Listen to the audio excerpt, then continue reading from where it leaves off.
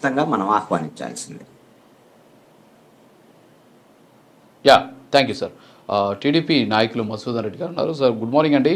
అలాగే మీకు ఆంగ్ల నూతన సంవత్సర శుభాకాంక్షలు ముందుగా ప్రైమ్ న్యూస్ నుంచి.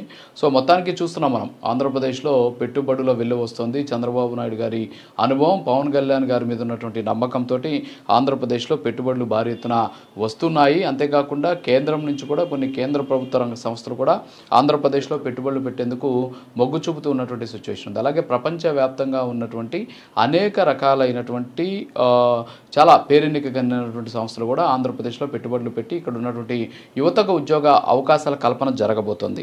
అయితే వైఎస్ఆర్ కాంగ్రెస్ పార్టీ హయాంలో కూడా దాదాపు ఇందాక మనం చాలామంది ప్యానలిస్ట్ మనం మాట్లాడడం జరిగింది. 13 లక్షల కోట్లు తీసుకొస్తామని చెప్పేసి దావోస్లో జరిగినటువంటి సమ్మిట్లో వస్తున్నాయని చెప్పేసి వీళ్ళు ప్రకటన కూడా చేసినటువంటి సిచ్యువేషన్. కానీ అవేమీ కార్యరూపం కూడా దాల్చలేదు. సో ఆ రిపోర్ట్ కూడా నేను మళ్ళీ మీకు చెప్తాను. సో ప్రస్తుతానికైతే ఆంధ్రప్రదేశ్లో చంద్రబాబు నాయుడు గారి అలాగే పవన్ కళ్యాణ్ గారి మార్గదర్శకంలో ఏ విధంగా పెట్టుబడులు వస్తున్నాయి, ఈ పెట్టుబడుల ద్వారా ఇందాక మన కృష్ణాంజనేయులు గారు కూడా ఒక అంశాన్ని లేవనెత్తారు.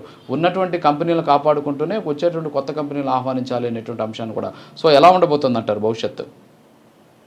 రాజు గారు, ముందుగా మీకు మన తోటి ప్యానలిస్టులకి అలాగే ఈరోజు భారతదేశంలో ప్రపంచ దేశాల్లో ఉండే మన తెలుగు వారందరికీ కూడా ఈ యొక్క ఆంగ్ల నూతన సంవత్సర శుభాకాంక్షలతో అందరికి కూడా ఈ సంవత్సరం అంతా మంచి జరగాలని కోరుకుంటూ, ముఖ్యంగా ఈ రోజు మీరు తీసుకున్నటువంటి ఈ యొక్క టాపిక్ ఏదైతే ఉందో జనవరి 1వ తేదీ జనవరి 1వ తేదీ నాడు ఈ యొక్క సంవత్సరానికి 1వ తేదీ నాడు ఈ యొక్క రాష్ట్ర అభివృద్ధి మీద చర్చ పెట్టడం నిజంగా స్వాగతించాల్సినటువంటి విషయం.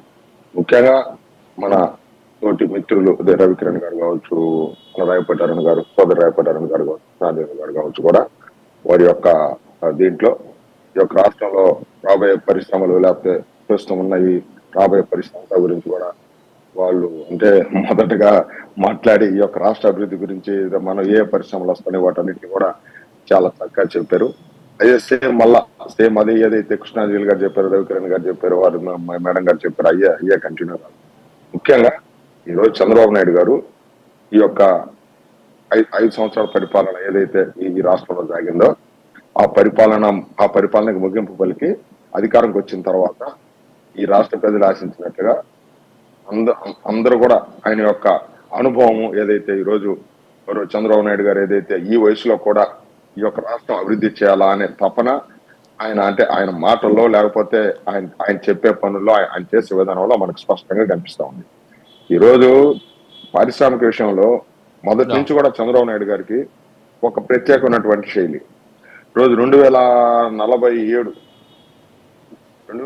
దిశగా అంటే స్వర్ణాంధ్రప్రదేశ్ 2047 దిశగా నిన్న తెలుగుదేశం పార్టీ తీసుకున్న 10 సూత్రాల ప్రణాళికతో ఈ రోజు ముందుకు పోవాలని తెలుగుదేశం పార్టీ ఈ రోజు ఒక నిర్ణయం తీసుకొని రాష్ట్రానికి విదేశీ పెట్టుబడులు ఆకర్షించి ఈరోజు ఏది నారా లోకేష్ గారి సారథ్యంలో రాష్ట్రాన్ని పారిశ్రామిక అభివృద్ధిలో ముందుకు తీసుకెళ్లాలా, రాష్ట్రం పారిశ్రామికంగా అభివృద్ధి చేయాలా, రాష్ట్రం పారిశ్రామికంగా అభివృద్ధి చెందాలంటే ఖచ్చితంగా విదేశీ పెట్టుబడులు కావాలా అనే ఆలోచనతో ఈరోజు తెలుగుదేశం పార్టీ విదేశీ పెట్టుబడుల గురించి కూడా తీసుకుంటూ ఈరోజు నెల్లూరు జిల్లా ప్రత్యేకించండి మా జిల్లా రామాయపట్నంలో ఈరోజు 6,000 ఎకరాల్లో ఈరోజు బీపీసీఎల్ రిఫైనరీ 95,000 కోట్ల రూపాయలతో పెట్టేది కావచ్చు.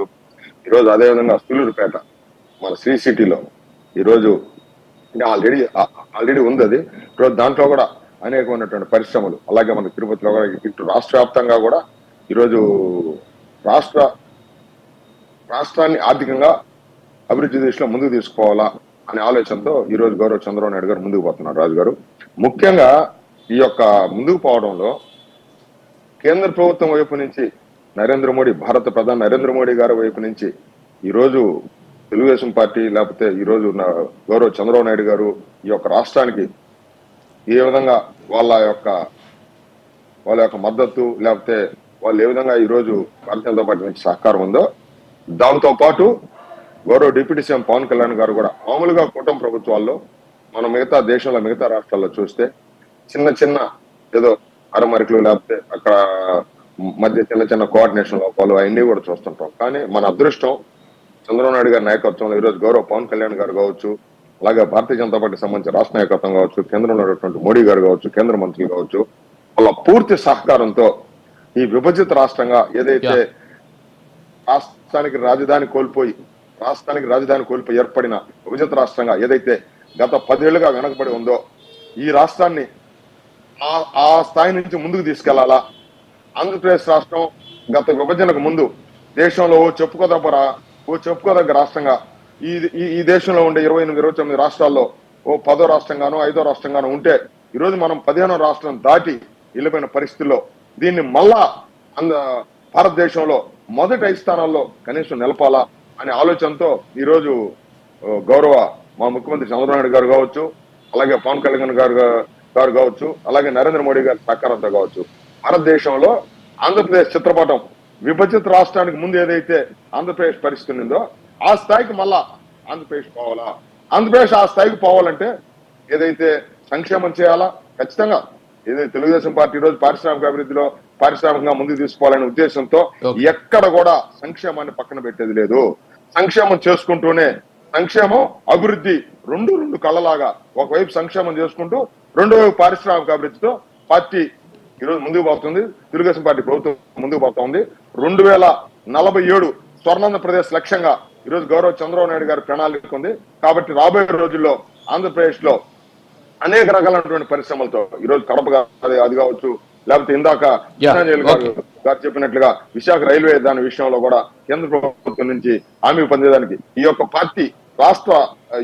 రాష్ట్ర బీజేపీ పార్టీ నాయకులను కలుపుకొని అలాగే గౌరవ పవన్ కళ్యాణ్ గారిని కలుపుకొని ఈ యొక్క ఏదైతే విశాఖని దాన్ని ఆ విధంగా ప్రైవేట్ పరం చేయకుండా ముందుకు పోవడం విషయంలో కానీ, కడప ఉక్కు ఫ్యాక్టరీ విషయంలో కానీ, రామాయపట్నం పోర్టు విషయంలో కానీ, అభివృద్ధి విషయంలో ముఖ్యంగా రాజు గారు కూటమి ప్రభుత్వం 3 పార్టీలు కలిసిమెలిసి ఈ యొక్క రాష్ట్రాన్ని ముందుకు తీసుకెళ్లి భారతదేశ చిత్రపటంలో ఆంధ్రప్రదేశ్ కు ప్రత్యేక స్థానాన్ని నిలబెట్టడానికి కోసం 2029 ఎన్నికలైతే ఎన్నికల సమయం దాకా కాకుండా 2026-27 నాటికే ఆంధ్రప్రదేశ్ ని ముందుకు తీసుకెళ్లి 2029 ఎన్నికల నాటికి భారతదేశంలో ఆంధ్రప్రదేశ్ కు స్థానం కల్పించి తెలుగుదేశం పార్టీ మళ్ళీ ఎన్నికలకు సిద్ధం అవుతుంది తప్ప మామూలుగా ఏదో మాటలతో కాలయాపన చేసే పరిస్థితి కాదు. చంద్రబాబు నాయుడు గారు ఈ వయసులో కూడా చాలా కష్టం చేస్తూ ఆయన ఎక్కువ సమయాన్ని వెచ్చిస్తూ ఈరోజు రాజు గారు మామూలుగా ముఖ్యమంత్రులు సాధారణంగా మా పార్టీలో ఈ యొక్క రాష్ట్రంలో తెలుగు ప్రజల అదృష్టంలో ముఖ్యంగా రాజు గారు ముగిస్తున్నా. ఈరోజు గౌరవ చంద్రబాబు గారు ఏదైతే దుర్గామాతను దర్శించుకొని మధ్యాహ్నం కార్యకర్తలకి నాయకులకి అందుబాటులో ఉండడం. మామూలుగా కార్యకర్తలని ఈ రోజుల్లో దేశ రాజకీయాల్లో చూస్తే కార్యకర్త విలువ, కార్యకర్తల గౌరవాలు ప్రత్యేకించి నేను కాంగ్రెస్ పార్టీ నుంచి వచ్చా. గతంలో వైఎస్ఆర్ కాంగ్రెస్ పార్టీలో 5 సంవత్సరాల్లో కార్యకర్తలకు ఇచ్చే గౌరవం చూసా. ప్రత్యేకించి ఈ రోజు గౌరవ చంద్రబాబు నాయుడు గారు కార్యకర్తల కోసం మధ్యాహ్నం పార్టీ కార్యాలయానికి వచ్చేసి కార్యకర్తలను కలవాలనే ఆలోచన చేయడం స్వాగతించింది. అలాగే రాబోయే రోజుల్లో కూడా అన్ని పార్టీ నాయకులు రాజు గారు నేను తెలుగుదేశం పార్టీలో ఉన్నాను కాకుండా ఈ రాష్ట్రంలో ఉండే అన్ని జాతీయ పార్టీలు కానీ లేకపోతే ప్రాంతీయ పార్టీలు పవన్ కళ్యాణ్ గారు కానీ ఎవరైనా ఇవి ఇంక్లూడింగ్ జగన్మోహన్ రెడ్డి గారు కూడా కార్యకర్తలను విస్మరిస్తే నా దృష్టిలో రాజు గారు గతంలో వచ్చిన ఫలితాలే వస్తాయి. కాబట్టి ఆ పార్టీలో పనిచేసే కార్యకర్త అనేవాడి కార్యకర్తలను కూడా ఏదైతే పారిశ్రామిక అభివృద్ధి చేసి నువ్వు సంక్షేమంతో పార్టీలో కార్యకర్తలు కూడా గుర్తింపునిచ్చి వాళ్ళ కష్టాన్ని గుర్తిస్తేనే ఈ యొక్క రాజకీయ పార్టీలైనా మామూలుగా రాజకీయాల్లో మనుగడ సాగిస్తేనే నూతన సంవత్సరం సందర్భంగా అన్ని రాజకీయ పార్టీలకు ఇంక్లూడింగ్ జగన్మోహన్ రెడ్డి వాళ్ళకి చెప్తున్నా కార్యకర్తల కళ్ళలో కార్యకర్తల కష్టం వెనక మసూదన్ రెడ్డి గారు డిబేట్ అవుతుంది. ఓకే రవికిరణ్ గారు. సో సార్ రవికిరణ్ గారు, ఇంతకుముందు మీరు మాట్లాడినట్టు ఏపీ జన్కో ఎన్టీపీసీకి సంబంధించి ప్రధానమంత్రి గారు రాబోతున్నారు అని చెప్పడం జరిగింది. సో ఇప్పుడు ఏంటంటే వచ్చేటటువంటి కంపెనీల కోసం మనం ఏ విధమైనటువంటి నిర్ణయాలు తీసుకుంటాం, వచ్చేటటువంటి